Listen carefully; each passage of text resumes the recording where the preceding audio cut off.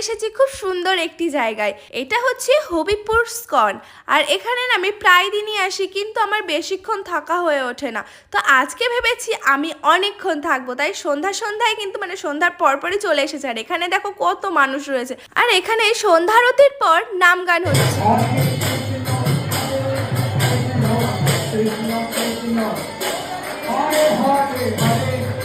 এখানে এতবার এসেছি, কিন্তু এত কাছ থেকে জগন্নাথ দেব, রাধা মাধব, গৌরনিতাইকে দেখা হয়নি। কথায় আছে না, ভগবান না টানলে কিছুই হয় না। যাই হোক, আমরা অনেকক্ষণ এখানে ছিলাম। এবার বাড়ি যাওয়ার পথে দেখি এখানে চড়ক মেলা হচ্ছে, তো ভাবলাম একটু চড়ক মেলার থেকে ঘুরে আসি। আর এটা হচ্ছে দুর্গাপুর স্কুল মাঠ।